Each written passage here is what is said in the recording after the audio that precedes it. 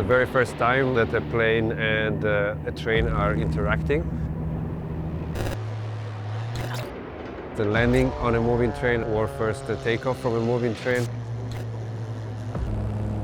The most difficult thing of this project was landing blind, learning to land blind on a very small moving runway.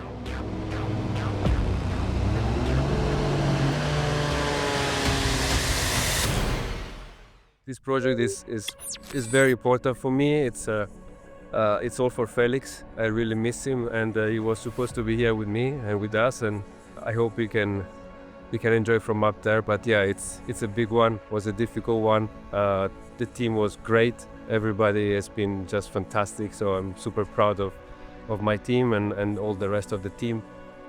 Everybody, I'm really, really happy.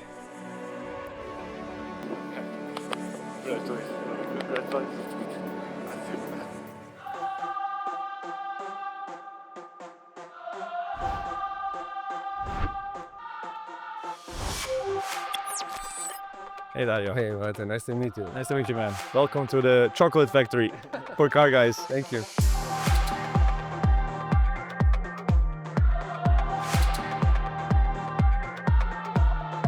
I needed to have a specific training before the project for the train landing and takeoff, and I needed a car, but I needed a car that was capable of going very nicely in reverse, and with the rear wing simulate what was supposed to be the turbulence that I was calculated to have approaching the train.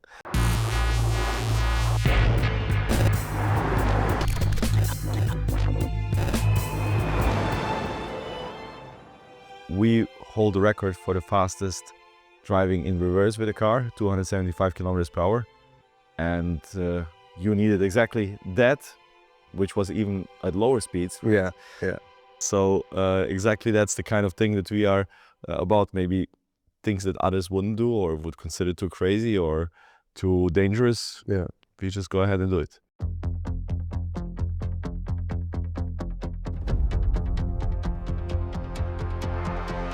So here it's a crazy moment in history, because now we are building the world's fastest electric car here, the 2100 horsepower Nevera R, and at the same time the world's fastest combustion or hybrid car, the Tourbillon.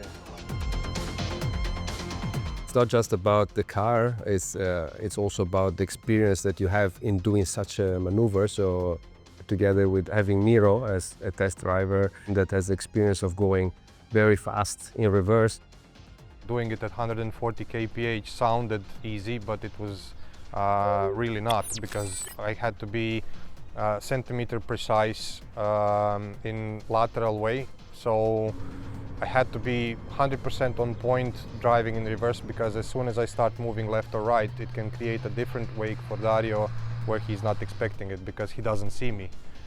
So it's about precision, it's about reliability. You know, if the car at some point starts to lose control, or the driver starts to lose control or lose speed or not be precise, that's a disaster. So it can be very bad. For cars, it's very important, like the connection between things. Like, for example, the tires are the only connection between the car and the road. It's the only connection. But also for the driver, you are connected to the car with your hands to the steering wheel, but the seat is a very important connection where you feel a lot of things. Having a tight connection between the car or plane with the body and feeling what the plane does or the car does is very important. So that's why I decided to do the seat.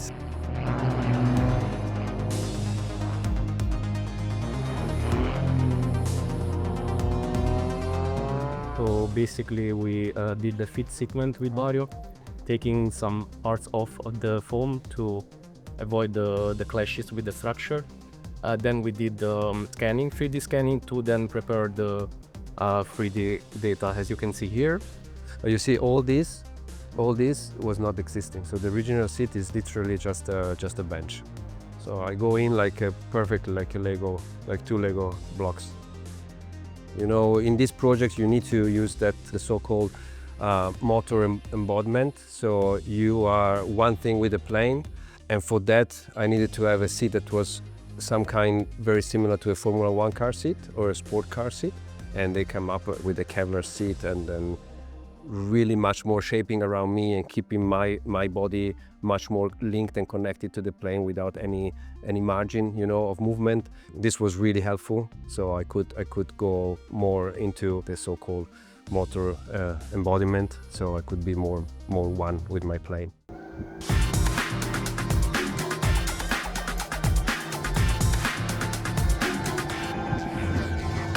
I think I always say that if you don't get out of your comfort zone, you're not creating a thing, so you're not doing anything. We are all for it, and I think Red Bull is doing exactly the same thing. Red Bull has the same kind of mantra, so I think that's the right mindset for Red Bull and Rimac. It's, I think, very aligned. They're being very happy to be part of something that is trying to change the game, and that's what Rimac is, and that's what I do. Is a complete different mindset. Is a growth mindset. Is, you know, to get better and better and better and make better and better whatever you drive. So it's to find the limit and to push it a little bit, step by step.